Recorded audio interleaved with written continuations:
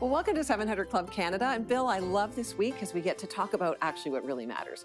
People coming together for kingdom purposes, to invest in the kingdom of God, right? We can get all caught up in our stuff and what we own. Yes. But you and I have talked about this a lot. It's not about what you own, but like who owns you, right? Yeah, well, and I think especially in our culture that is so obsessed with material possessions, actually generosity is a way of breaking free from that bondage. So good. And we're joined in some of our behind the scenes here today at 700 Club Canada, our prayer team members.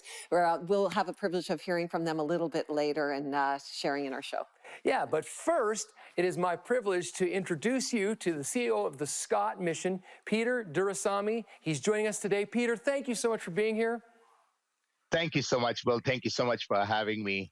Well, it's great to be here. Yeah, I'm so grateful for what you are doing. You're making a major difference. So tell us a little bit about the vision and the mission of the work that you're doing.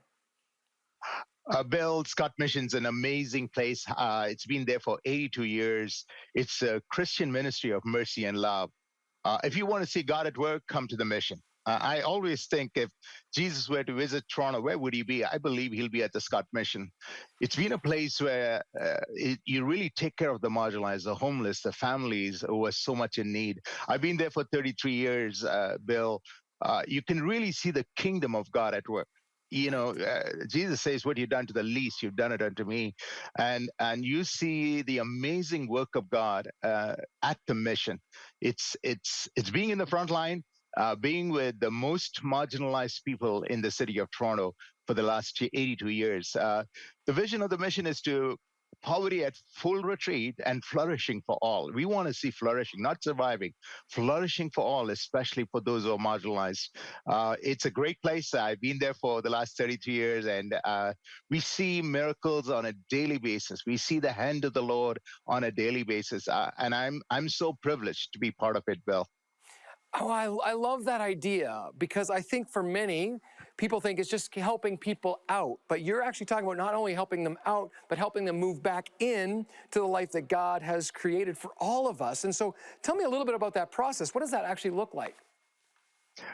Bill, Scott Mission has been taking care of the basic needs of the people for many years. And I think that's what we will continue to do. In fact, we're doing much more. The needs have increased dramatically, 49% increase. We get about 200,000 people coming in for hot meals. We have families who are so much in need. You're coming out of COVID and going now into an aspect of recession and inflation. It's just crazy how the prices have gone up of food, and rental costs has gone up. So the number of families coming in is just increased dramatically. The demographics of the people coming in has increased. 35% of the people coming into our family ministries have never come to a food bank before. So there's amazing things that we're continuing to do on our basic needs. But when I look at, say, a homeless person, and I've looked into the eyes of some of the homeless people, and I would love to see their lives transformed, and they would love to see their lives transformed. That's where the whole transformational journey comes in, Bill. We want to take a homeless person completely transformed, holistically transformed. That's physically, emotionally, spiritually transformed and back into society, completely healed. And I can share stories after stories. We took a group of 10 people to Collingwood, where we have a retreat center. And within the first few days, sitting up in the mountaintop, their lives are absolutely transformed. And the next few days, they're opening up their lives, and their faces change. They're eating good food. They're sleeping well. Their lives are being touched by God in a very powerful way. But in 10 days' time, I come back and drop them back into the city. And within a few days, they're back in the streets, and their lives are back to normal. You can see the faces changing. So that's where we said, we got to transform lives. We got to go through that whole spectrum of what does it look in this journey of transformation.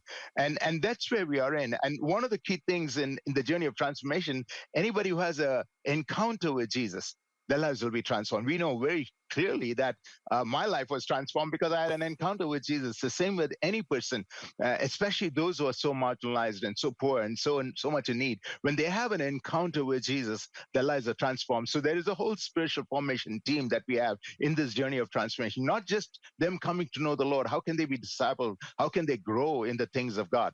But then there's a practical side of help that they need, whether it's getting life skills, whether it's getting a job, in basic needs, they need help in these things.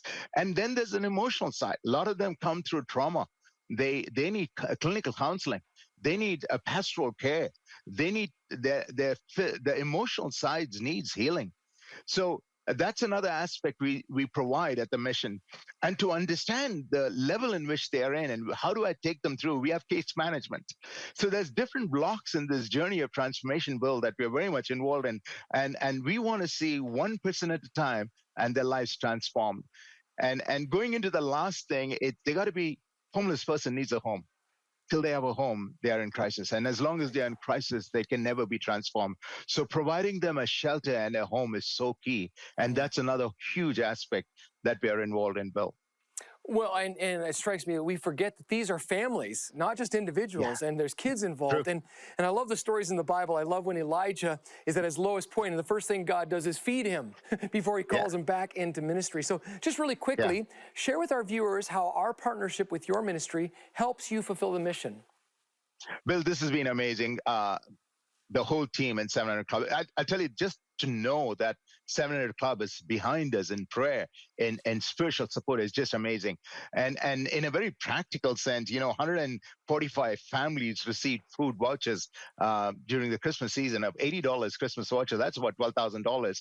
Can you imagine 165 families who are so much in need? They don't have any food during the Christmas season, can have a decent meal. They can go to a grocery store and pick up the meals that they want, buy the food that they want, and they can have a decent, good meal for Christmas and the Christmas season.